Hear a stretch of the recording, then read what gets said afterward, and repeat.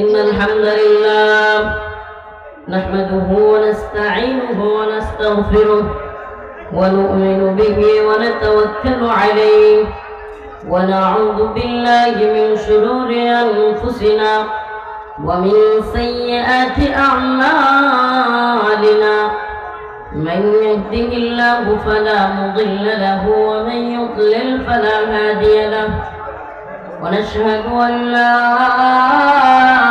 إله إلا الله وحده لا شريك له أما بعد فقد قال الله تبارك وتعالى في كلامه المجيد وفرقانه الحميد أعوذ بالله من الشيطان الرجيم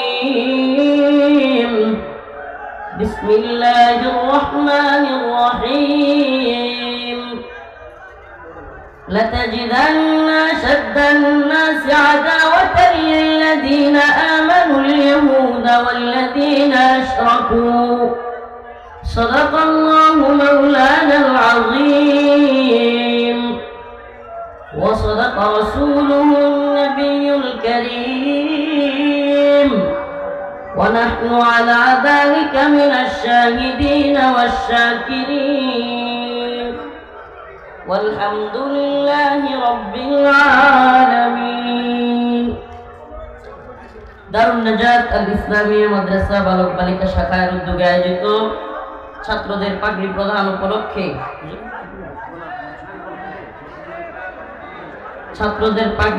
উপলক্ষে আমার প্রিয় উস্তাদ মুহতারাম মুফতি আলমগীর বিন শামসুদ্দিন দামাত বারকাতুহুমের আজকের এই আয়োজনের সম্মানিত উলামায়ে কেরাম, মুরব্বিয়ানে আযম, প্রিয় যুবক ভাইরা, স্নেহের ছোট ভাইরা, শ্রদ্ধেয়া মা ও বোনেরা, প্রিয় উপস্থিতি, দয়া করে আপনারা হৈহুল্লোড় করবেন না।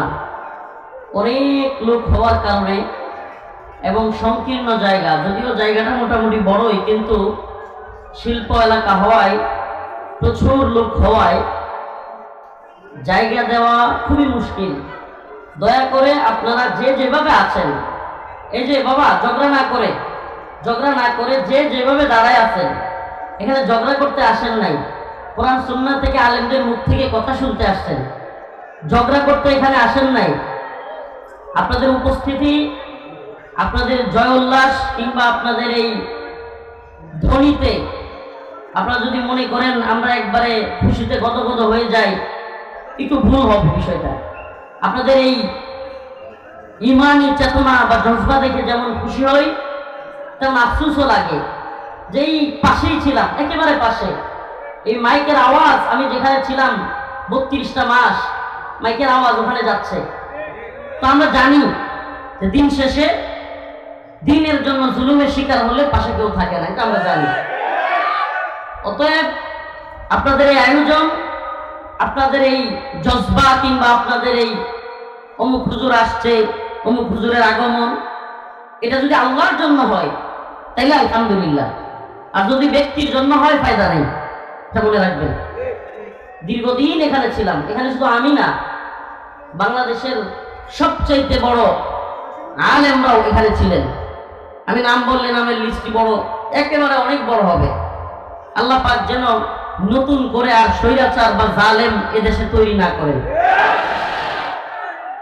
আমি আয়াতে কারিমা তিলাওয়াত করেছি, খুবই সংক্ষিপ্ত কথা বলবো, কিন্তু চেষ্টা করব কিছু গুরুত্বপূর্ণ কথা বলার জন্য আপনাদের সামনে।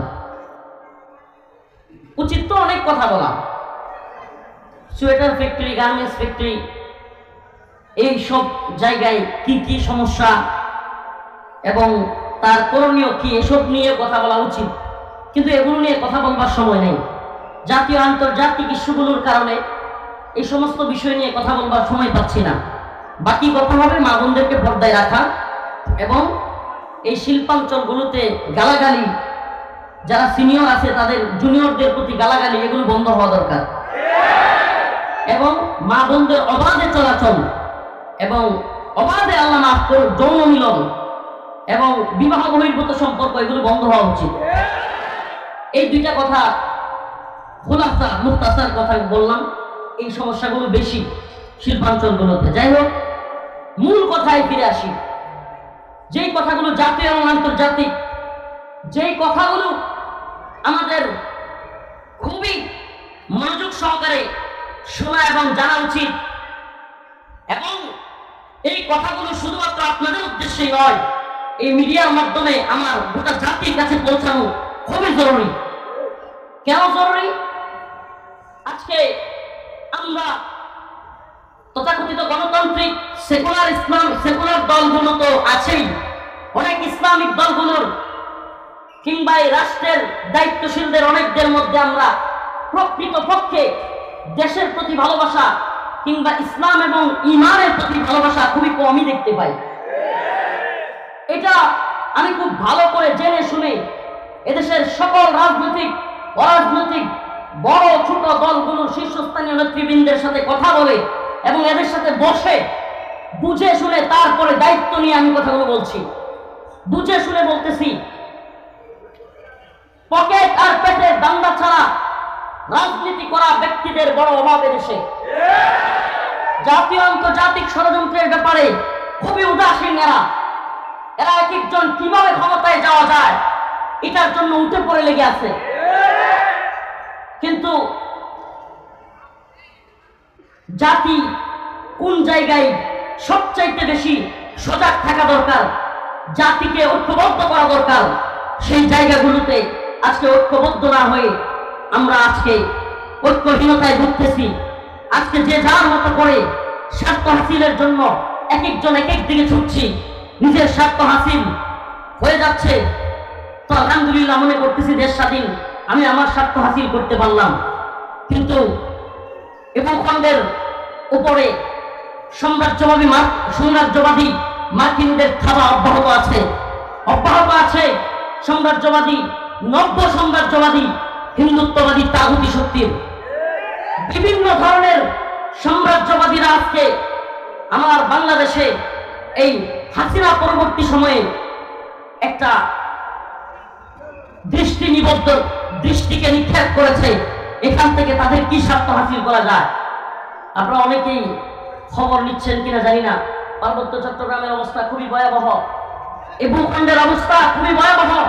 পার্বত্য চট্টগ্রাম আজকে মুসলিম কিংবা বাঙালিদের অবাধে বিচরণের জায়গা খুবই সংকীর্ণ হয়ে আসতেছে। পার্বত্য চট্টগ্রামে আজকে বিভিন্ন ক্ষুদ্রণী গোষ্ঠীর আড়ালে আজকে খ্রিস্টান মিশনারির অবাধে বিচরণ চলতেছে। খ্রিস্টান মিশনারিরা বাংলাদেশের এই ভূখণ্ডকে খ্রিস্টান রাষ্ট্র বানানোর নীল নকশা তৈরি করতেছে। এদিকে একই দিনে পার্বত্য চট্টগ্রামে গোলাগুলি, আবার বাইতুল মুকাররমে স্বৈরাচারের দালাল একজন বুজুর্গ আলেমের সন্তান, আজকে এই লোক নিজের খতিবগিরির আশায়, নিজের খতিবগিরির লোভে আজকে বাংলাদেশের সবচাইতে বড় এবং প্রসিদ্ধ জাতীয় মসজিদকে কলঙ্কিত করেছে, আলেমদেরকে কলঙ্কিত করেছে। আমি এই কথাগুলোকে এক সূত্রে আবদ্ধ করার জন্য আপনাদের সামনে কথাগুলো বলতেছি। এক সময়ে পার্বত্য চট্টগ্রামে গোলাগুলি, আবার বাইতুল মুকাররম মসজিদের মধ্যে খতিবগিরি নিয়ে হামলা, এবং একই সময়ে ঠিক ক্ষুদ্রণী গোষ্ঠীর জনগণ বিক্ষুব্ধ হয়ে রাজপথে নেমে আসা। আপনারা এই চক্রান্ত বুঝতেছেন না। প্রিয় ভাই, স্লোগান একটু পড়ে কথাগুলো মনোযোগ সহকারে শোনার চেষ্টা করেন। একই সময়ে পার্বত্য চট্টগ্রামে গোলাগুলি, একই সময়ে বাইতুল মুকাররমে খতিবগিরি নিয়ে মারামারি, আবার পার্বত্য চট্টগ্রামের ক্ষুদ্রণী গোষ্ঠী রাস্তায় নেমে আসা, তারা আন্দোলন মুখর হয়ে যাওয়া, এবং তারা শান্তি চায় কিন্তু সেনা মোতায়েন চায় না। আশ্চর্যের বিষয়, শান্তি চায় কিন্তু কি চায় না? সেনা মোতায়েন চায় না। এই ধরনের কথা বলে ওই জায়গাটাকে আমার আপনার ইসলামের ভূমি এই ভূখণ্ড থেকে পৃথক করবার যেই ষড়যন্ত্র চলছে, আজকে আমরা সেই ব্যাপারে খবরই নেই। যেই ব্যাপারে আমাদের দৃষ্টি নিবদ্ধ রাখার কথা ছিল, যেটা আল্লাহ রাব্বুল আলামিন নিজে কোরআনে শত শত জানায় দিয়েছেন লাতাজিদান্না আশাদ্দান নাসি আদাওয়াতান লিল্লাযীনা আমানুল ইয়াহুদা ওয়াল্লাযীনা আশরাকু লাতাজিদান্না আশাদ্দান নাসি আদাওয়াতান লিল্লাযীনা আমানুল ইয়াহুদা ওয়াল্লাযীনা আশরাকু। আল্লাহ পাক সুস্পষ্ট বলেছেন তোমরা মানুষদের মধ্যে সবচাইতে বেশি মুসলিমদের মুমিনদের শত্রু হিসেবে আদাওয়াত শত্রুতা পাবে আশাদ্দান নাস আদাওয়াতান লিল্লাযীনা আমানুল ইয়াহুদ ওয়াল্লাযীনা আশরাকু।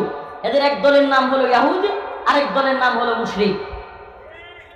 একটু ধৈর্য সহকারে একটু মিলায়া দেখেন। এবার ফিলিস্তিনে মুসলমানদের উপর ভয়াবহ নির্যাতন করতেছে এই লোকগুলো কারা? ইহুদি। গোটা পৃথিবীতে সবচাইতে বেশি মুসলিমরা নির্যাতিত দুইটা অংশে, একটা ফিলিস্তিন আর একটা কাশ্মীর। তো বলেন কাশ্মীরে নির্যাতন করতেছে কারা? মুশরিক। আর ফিলিস্তিনে নির্যাতন করতেছে কারা? ইহুদি। আল্লাহ পাক জানায়া দিচ্ছেন অন্য এক আয়াতে আল্লাহ পাক রব্বুল আলামিন বলেন ইয়া আইয়ুহাল্লাযীনা আমানু লা তাত্তাখিযুল ইয়াহুদা ওয়ান নাসারা আউলিয়া বা'দুহুম আউলিয়াউ বা'দ ওয়া মান ইয়াতাওয়াল্লাহুম মিনকুম ফাইন্নাহু মিনহুম ইন্নাল্লাহা লা ইয়াহদিল কওমাজ যালিমিন। আল্লাহ পাক সুস্পষ্ট বলতেছেন হে মুমিনরা লা তাত্তাখিযুল ইয়াহুদা ওয়ান নাসারা আউলিয়া, তোমরা ইহুদি খ্রিস্টানদেরকে বন্ধু বানায়ো। বর্তমান ইসরায়েলকে আল্লাহ পাক সুস্পষ্ট কোরআনের ভাষায় বলতেছেন বর্তমান ইসরায়েলকে বন্ধু বানায়ো, আমেরিকাকে বন্ধু বানায়ো। আল্লাহ পাক আমেরিকাকেও বন্ধু বানানোর কথা নিষেধ করতেছেন। সুস্পষ্ট বলেন ইহুদি এবং খ্রিস্টানদেরকে বন্ধু বানায়ো না। আর যদি তোমরা মনে করো তোমরা ইসলামিক রাজনীতি করো, আমেরিকা তোমাদের প্রতি খুশি, তোমরা খুব খুশি হয়ে গেছো আমেরিকা আমাদেরকে দেখতে পারে, তাইলে মনে রাখবা আল্লাহ পাকের ওই আয়াতের ঘোষণা শুনো ওয়ালান তারদা আনকাল ইয়াহুদু ওয়ালান নাসারা হাত্তা তাত্তাবিআ মিল্লাতাহুম। ওয়ালান তারদা আনকাল ইয়াহুদ ওয়ালান নাসারা, ইহুদি খ্রিস্টানরা কখনোই তোমাদের প্রতি রাজি খুশি হবে না। লান তারদা হাত্তা তাত্তাবিআ মিল্লাতাহুম, যতক্ষণ না তোমরা তাদের দলের মতো হয়ে যাবে। যখন মনে করবে যে হ্যাঁ এরা আমাদের জন্য নিরাপদ, তখনই এরা রাজি খুশি হবে, এর আগে না। প্রিয় ভাই, প্রিয় হাজিরিন, আল্লাহ পাক যেখানে সুস্পষ্ট জানিয়ে দিচ্ছেন ইহুদি খ্রিস্টানরা মুসলমানদের বন্ধু নয়, মুশরিকরা মুসলমানদের বন্ধু নয়। আমাদেরকে কেউ কেউ কূটনীতি শিখাতে আসে, কেউ কেউ পররাষ্ট্রনীতি শিখাতে আসে। আমরা বলি পররাষ্ট্রনীতি আমরা বুঝি, কূটনীতি আমরা বুঝি, কিন্তু কূটনীতির নামে পররাষ্ট্রনীতির নামে বাংলাদেশে আবারও যদি কেউ হিন্দুত্ববাদী ব্রাহ্মণ্যবাদী তাগুতি ইন্ডিয়ার বন্ধুত্বের আশা করে ক্ষমতায় আসবার চেষ্টা করে, তবে আমরা তার দাঁত ভাঙা জবাব দিব ইনশাআল্লাহ। হিন্দুত্ববাদী ভারতকে বন্ধু বানায় কেউ ক্ষমতায় আসবার চেষ্টা করবে, আমরা তার অবশ্যই দাঁত ভাঙা জবাব দেব। এই হিন্দুত্ববাদীরা মুসলিমদের বন্ধু হতে পারে না। এই হিন্দুত্ববাদীদের প্রতিরক্ষা মন্ত্রী আজকে হুমকি দেয় যে বাংলাদেশের ব্যাপারে আমাদেরকে, আমরা সেনাবাহিনীকে বলেছি বাংলাদেশের ব্যাপারে সতর্ক অবস্থান রাখার জন্য, যুদ্ধের জন্য প্রস্তুত থাকার জন্য। আপনি কল্পনা করতে পারেন তারা আমাদেরকে হুমকি দেয়, ধমকি দেয়। আপনি দেখবেন যখনই ভারতের সরকারের দায়িত্বশীল কেউ হুমকি ধমকি দেয়, আপনারা দেখবেন আমাদের দেশের রাজনৈতিক দলের নেতাদের কণ্ঠ একটু পরিবর্তন হয়ে যায়। এটাতে কি প্রমাণ করে? এটাতে এটাই প্রমাণ করে এই রাজনৈতিক দলগুলোর নেতারা ভারতকে মোকাবেলা করার মতো ইমানি হিম্মত রাখে না। মনে রাখবেন এটা মুসলিমদের ভূখণ্ড। আল্লাহ পাক যেখানে বলেছেন কাম মিন ফিয়াতিন কালিলা গালাবাত ফিয়াতান কাসীরাতান বিইذনিল্লাহ, আল্লাহ পাক বলেছেন যদি ইমানি শক্তিতে বলিয়ান হয়, আল্লাহর উপর আস্থা এবং বিশ্বাসে বলিয়ান হয়, ছোট্ট দল কেউ আমি আল্লাহ গালাবাত ফিয়াতান কাসীরাতান বিইذনিল্লাহ, বড় বড় দলের বিরুদ্ধে আমি আল্লাহ বিজয় দান করেছি। তাহলে আমাদের ভয় কিসের? আমাদের ভয় পাওয়ার কারণ আছে? কথা বলেন, ভয় পাওয়ার কারণ আছে? আমাদের পররাষ্ট্রনীতি, কূটনীতি সব আমরা বুঝি, কিন্তু ইসলাম প্রশ্নে, ঈমান প্রশ্নে রাসূলুল্লাহ সাল্লাল্লাহু আলাইহি ওয়াসাল্লামের আদর্শের প্রশ্নে আমরা আপোষ করতে রাজি নই। আমরা আবার বলছি, বাণিজ্যিক সম্পর্ক প্রতিবেশী আছে, উল্টায় ফেলা সম্ভব না। প্রতিবেশী আছে, কি করা সম্ভব না? প্রতিবেশীকে চেঞ্জ করা এত সহজ না। প্রতিবেশী আছে, প্রতিবেশীর সাথে বাণিজ্যিক সম্পর্ক থাকবে, কোনো সমস্যা নাই। আঞ্চলিক ভাবে সম্পর্ক থাকবে, সমস্যা নাই। কিন্তু মনে রাখবেন, প্রতিবেশী যেন প্রভু হয়ে না দাঁড়ায়। আমরা আগেও বলেছি, ৭১ মুক্তিযুদ্ধ হয়েছিল। কেন হয়েছিল? পাকিস্তানি বাহিনী বাংলাদেশের মুসলিমদের উপর কিংবা বাংলাদেশের জনগণের উপর নির্যাতন করেছিল, তাই তো? তো পাকিস্তানিদেরকে এদেশের মানুষ পাকিস্তানের প্রভুত্ব মানে নাই, পাকিস্তানের দেশের মানুষের উপর জুলুম করেছিল মানে নাই। ১৫-১৬ বছর কিংবা বলতে পারেন বিগত বাংলাদেশ স্বাধীন হওয়ার পর থেকে ৫০-৫২ বছর ভারত আমাদের উপরে প্রভু হিসেবে বসেছিল। নাউজুবিল্লাহ। যদিও ইমানদারদের প্রভু নয়, এগুলো হলো তথাকথিত ভারতের চাপায়া দেওয়া কিছু পুতুল সরকারের প্রভু। আমাদের প্রভু আল্লাহ। আমাদের প্রভু কে? আমাদের প্রভু আল্লাহ। কিন্তু এদের প্রভু হিসেবে বসেছিল। সুবহানাল্লাহি ওয়া বিহামদিহি। তরুণ যুবকরা জাগ্রত হয়ে ২০২৪ সালের ৫ই আগস্ট হাসিনার পতনের মধ্য দিয়ে জানায় দিয়েছে, এদেশ পাকিস্তানের প্রভুত্ব মানে নাই, ভারতের প্রভুত্ব মানবে না। কিন্তু যদি নতুন করে ভারত গেল, পাকিস্তান গেল, আমেরিকা যদি প্রভু সাজবার চান, এদেশের মুসলমান কি ওটা মানে নিবে? এটা মানে নিবে?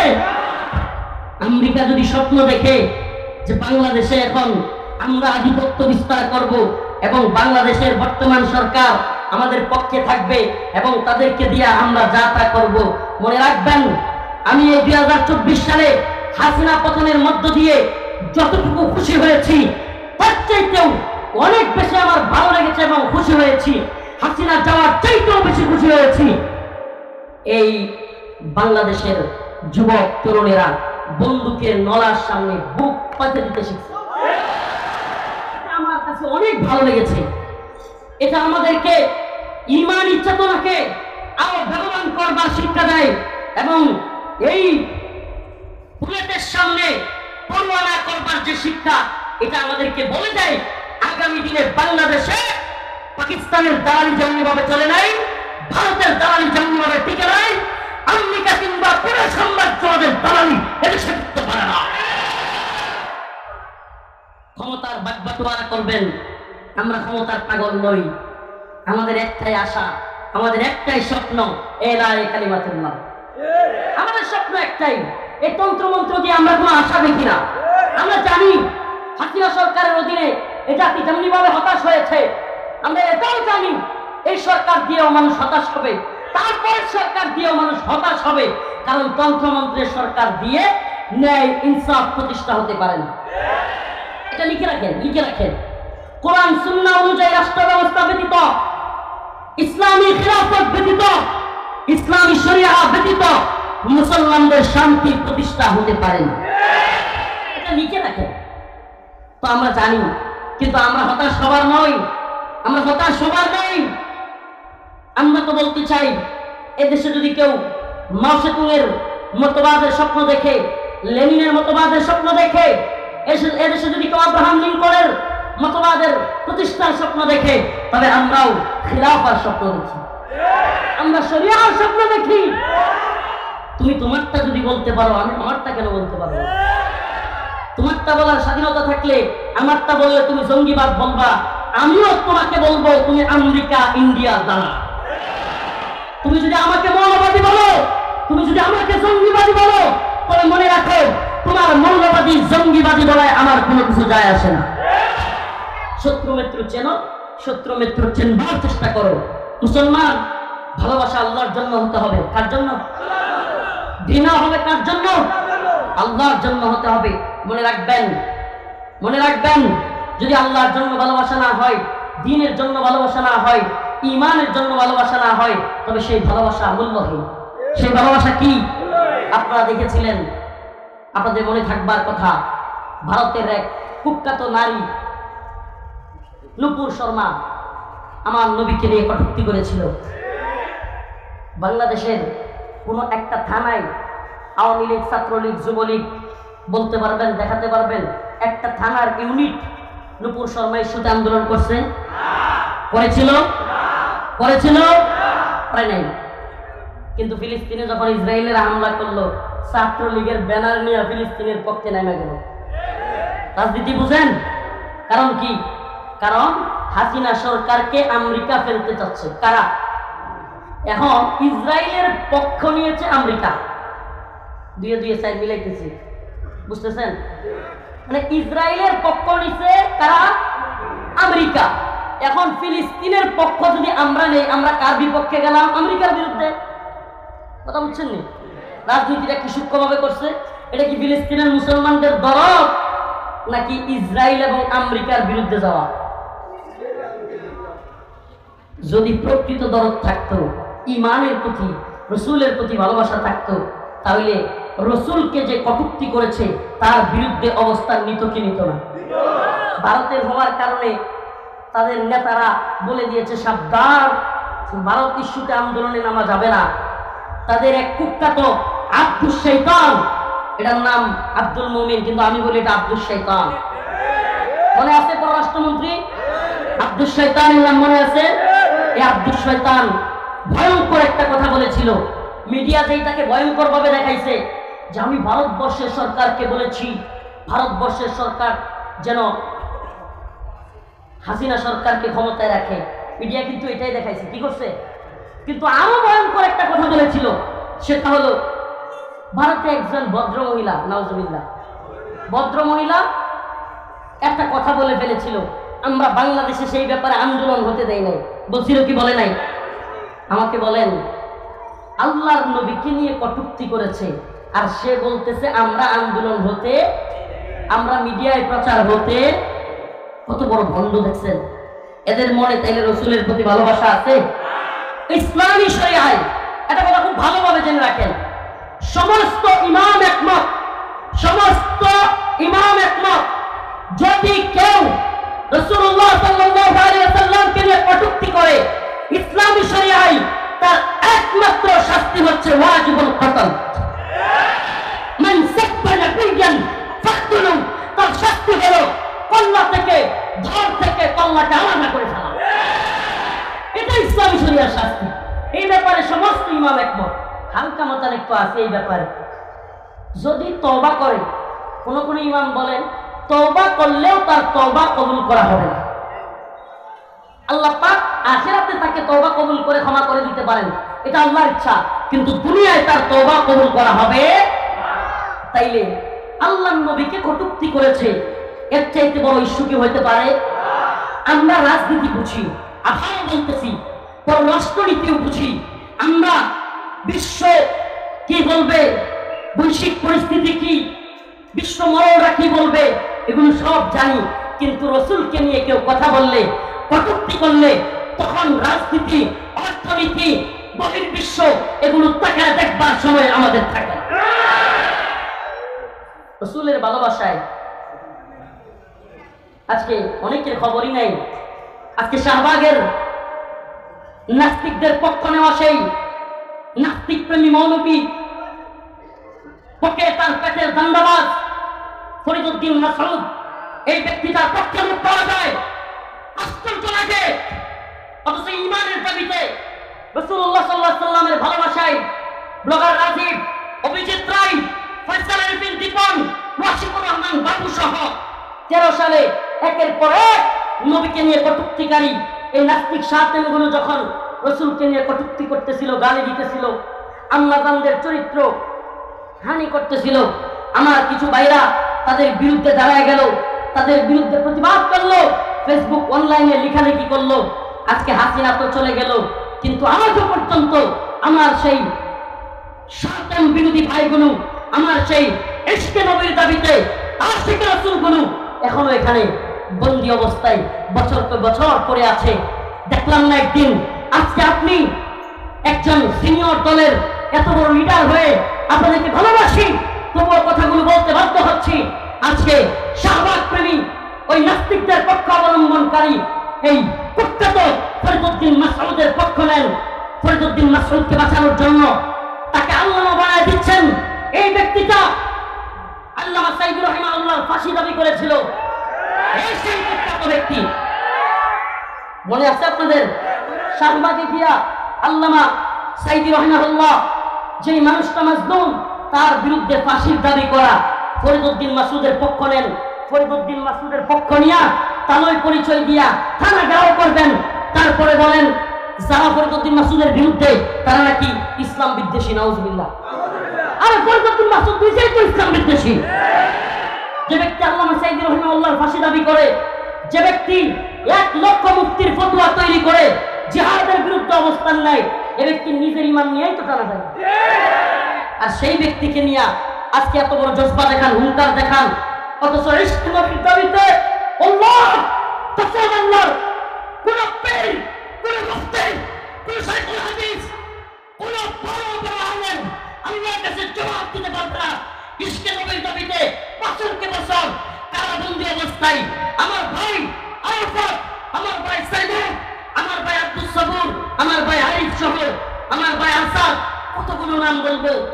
কারাগারে যখন ছিলাম বিভিন্ন সময় কোর্টে যেতাম, কোর্টের গাড়িতে ওই প্রিজন ভ্যানের মধ্যে দেখা হইতো আল্লাহ এক একটা যেন জান্নাতি যুবক, এক একটা যেন জান্নাতি যুবক, উম্মার প্রতি তাদের ফিকির, এক একটার 1টা 2টা 3টা করে ফাঁসি লেগে আছে। অথচ এদের মনের ভিতরে উম্মার প্রতি যে দরদ দেখেছি, আনন্দের প্রতি যে ভালোবাসা দেখেছি, দেশ এবং দেশের অবস্থান নিয়ে ওদের ফাঁসি বাদ দিয়া যে চিন্তা দেখেছি, সেই ভাইগুলো কারাগারে পড়ে আছে। কোথায়? একদিন তো আপনাদের ইশকে নবীর দাবিতে হুঙ্কার দেখলাম না। কষ্ট লাগে। আপনাদেরকে ভালোবাসি আল্লাহ, যে যেই পথে কাজ করতেছেন, যে দলেরই হন, আপনাদেরকে ভালোবাসি। আপনারা বুঝেন না, অনেকেই দল করেন, মনে করেন হুজুররা মনে হয় এই দলের বিরুদ্ধে। আল্লাহি দলের পক্ষে বিপক্ষে অবস্থান নেওয়া আমাদের জন্য কাজ নয়। আমরা চাই উম্মাহ ঐক্যবদ্ধ হোক। কিন্তু যখন দেখি শাহবাগের কুখ্যাত মৌলবীর পক্ষ নিয়ে থানা ঘেরাও করব, তারপরে বলে যারা তার বিরুদ্ধে যায় ইসলামের বিদ্বেষী, তখন অন্তরে কষ্ট লাগে। আমি চাই এই জনন কোনাফারির এই প্রোগ্রাম থেকে আমার আওয়াজ হয়তো কারাগারেও যাচ্ছে, যেখানে দীর্ঘ 32টা মাস কাটিয়ে দিয়েছিলাম। যদি চাই এই আওয়াজ ছড়ায় পড়ুক সবার অন্তরে। ইশকে নবীর দাবিতে আজকে আমাদের ভাইগুলো দীর্ঘদিন যাবৎ বন্দী। বহির্বিশ্বের ধ্বজাধারীরা ভারতের চাপে, বহির্বিশ্বের চাপে আমাদের দেশে যেই সরকারি আসে, এই ভাইগুলোর জামিনের ব্যবস্থা করতে চায় না। আমাদের দাবি হলো এই ভাইগুলোকে দ্রুত মুক্তি দাও হোক। আপনারা চান মুসলিম উম্মাহ ইশকে নবীর দাবিতে আওয়াজ তুলো। ইশকে নবীর দাবিতে যারা কারাগারে আছে, প্রত্যেকটা মুমিন মাত্র মুজাহিদের জামিন দিতে হবে। ইনশাআল্লাহ প্রতিবাদ করে করে ইশকে নবীর দাবিতে ফয়সাল আরিফিন দীপন হত্যা মামলায় একটা ভাই কারাগারে থাকতে পারবে না। ব্লগার নাজিম হত্যা মামলায় একটা ভাই কারাগারে থাকতে পারবে না। এই আওয়াজ আমাদের তুলতে হবে। এই আওয়াজ প্রত্যেকটা মুমিনের ঘরে ঘরে পৌঁছে দিতে হবে। এই আওয়াজ বাংলার ঘরে ঘরে পৌঁছে দিতে হবে। আমরা চাই যে সরকারি আসুক, এই ভাইদের দ্রুত মুক্তির ব্যবস্থা করে। প্রিয় হাজিরিন, প্রিয় হাজিরিন, হিন্দুত্ববাদী চক্র, ইহুদিবাদী চক্র, খ্রিস্টীয় চক্র, সব চক্র মিলে ষড়যন্ত্র চলতেছে। সাবধান, চোখ কান খোলা রাখতে হবে। প্রিয় মুসলিম যুবক, তোমাদেরকে বলি আমরা ফেসবুকে লেখালেখি করি দাওয়া এবং জিহাদের পক্ষে। এজন্য কিছু ভাইরা গণতন্ত্রকামী, এদেরকে আমি অবুঝ দিনী ভাই মনে করি। আমি এদেরকে, এরা অনেক সময় দিনের পক্ষে থাকা মধ্যে মুজাহিদ, কারাগারে রিমান্ডে নির্যাতনের শিকার হওয়া আলেমদের বিরুদ্ধে কলম ধরতে এদের হাত কাঁপে না। এরা মনে করে এই তন্ত্র মন্ত্র দিয়া দিন বিজয়ী হয়ে যাবে, দিন প্রতিষ্ঠা করে ফেলবে। করেন না চেষ্টা তো পৃথিবীর শুরু লগ্ন থেকে আজ পর্যন্ত হলো। 1 ইঞ্চি ভূমিতে কি এই তন্ত্র মন্ত্র দিয়া দিন বিজয় হয়েছে? আরে বুন্দা না, আব্রাহাম লিঙ্কন, জর্জ রসু, এরা আপনাদের মতো বুদাই না। এরা গণতন্ত্র প্রতিষ্ঠাই করতে সেকুলাররা ক্ষমতায় যাওয়ার জন্য। এরা ইসলামিক দল ক্ষমতায় যাওয়ার জন্য গণতন্ত্র প্রতিষ্ঠা করে না। এটা মনে রাখবেন। আজ হোক কাল আপনারা ফিরে আসবেন, আমরা জানি হতাশ হয়ে ফিরে আসবেন। তন্ত্র মন্ত্র দিয়ে হয় না। আরে মিশরে মুরসি ক্ষমতায় আসছিল, 10 দিনও কয়েকদিনও টিকতে পারে নাই, মুসলিম কুর্সি চলে গেছে। কেন? দিন প্রতিষ্ঠা করার চেষ্টা করলেই এই বহির্বিশ্ব নামদারি ভণ্ডরা আপনাকে বাধা দিবেই। আপনি তন্ত্রমন্ত্র দিয়ে দিন বিজয়ী করতে পারবেন না, এ সম্ভব না। দাওয়া এবং জিহাদের মাধ্যমে আফগান বিজয় হয়েছে, হয়েছে কি হয় নাই? সোভিয়েত রাশিয়া কি পাওয়ারফুল! এক সময় বলা হয়তো সোভিয়েতের সূর্য অস্ত যায় না, কি যায় না, এত বিশাল ছিল সোভিয়েত। বলেন আফগানে মোল্লাদের উপর আক্রমণ চালানোর পর নাকে খত দিয়া রাশিয়া পালাইছিল কি পালাই না? নাকে খত দিয়া পালাইতে হয়েছে। সুবহানাল্লাহ। শুধু তাই না, নেটো যখন আসলো, আরে Britain, America, France, Germany, Netherland, Italy সব রাষ্ট্রকে নিয়ে 48টা রাষ্ট্র নিয়ে নেটো গঠন কইরা আফগানে আসলো। সুবহানাল্লাহ। মোল্লাদেরকে হারাইতে তো পারেই নাই, উল্টা নাকে খত দিয়া 2021 সালের আগস্টে 15 আগস্ট বিদায় নিছে। মনে আছে? পথ এটাই ভাই, পথ এটাই। আল্লাহ রসুলের পথ, কোরআন সুন্নাহর পথ, দাওয়া এবং জিহাদের পথ। কে জঙ্গি বললো, মৌলবাদী বললো? আরে ভাই, নেতানিয়াহু ভূতের ভাষা বুঝে না, এই মোদি ভূতের ভাষা, ফিলের ভাষা বুঝে না, এরা বুঝে তরবারির ভাষা। এই নেতানিয়াহু, এই হিন্দুত্ববাদী তাগুতি মোদি সরকার, এই সমস্ত জালেমদেরকে থামাতে হলে অবশ্যই আমাদেরকে অস্ত্রের ভাষায় বুঝতে হবে। আমি তো বলি দায়িত্বশীলদেরকে, যুবকদেরকে বলি, প্রস্তুতি নাও, প্রস্তুতি নাও। আমরা ফেসবুকে কেন বলি? ফেসবুক একটা বিরাট বড় প্ল্যাটফর্ম। যারা আমাদেরকে ফেসবুকের মুজাহিদ বলো, তাদেরকে বলি ভাই তুমি বুকার স্বর্গে বাস করো।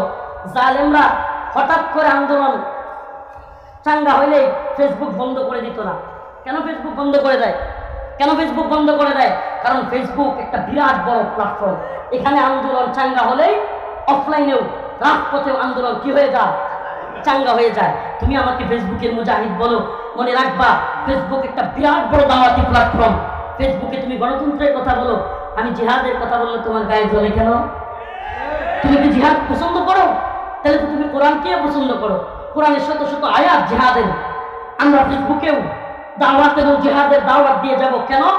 কারণ হিন্দুত্ববাদী ভারত অস্ত্র নিয়ে বসে আছে। আমরা ভোটের ফিল দিয়ে ওদেরকে হারাতে পারবো না। যদি প্রয়োজন হয় বাংলার যুবকদেরকে নিয়ে অস্ত্র নিয়ে ভারতের বিরুদ্ধে নেমে যেতে হবে ইনশাআল্লাহ। রাজি আছো তো ইনশাআল্লাহ? হে মর্দে মুজাহিদ, মুসলিম যুবকদের পেটের বুড়ি থাকবে না। হে মুসলমান, অস্ত্রের ট্রেনিং দিতে না পারো, শারীরিক ট্রেনিং দেওয়া শুরু করো। ওপেন বলে যাচ্ছি, ওপেন। এজন্য কি হবে পরোয়া করি না। এই হিন্দুত্ববাদী তাগুতি ব্রাহ্মণ্যবাদীদের বিরুদ্ধে মুসলিমদের একটা হাসুয়া হবে, জিহাদ হবে। এটা আমার মুখের কথা নয়, রাসূলের বাণী। ইসাবাতান মিন উম্মতি আখরাজাহুমুল্লাহু মিনান নার ইসাবাতুন তাহজুল হিন্দা ওয়া ইসাবাতু মা ঈসা ইবনে মারইয়াম। রাসূল বলে দিয়েছেন হিন্দুত্ববাদী ব্রাহ্মণ্যবাদী তাগুতি শক্তির বিরুদ্ধে মুসলিমদের একটা যুদ্ধ হবে। গাজওয়াতুল হিন্দ আসন্ন।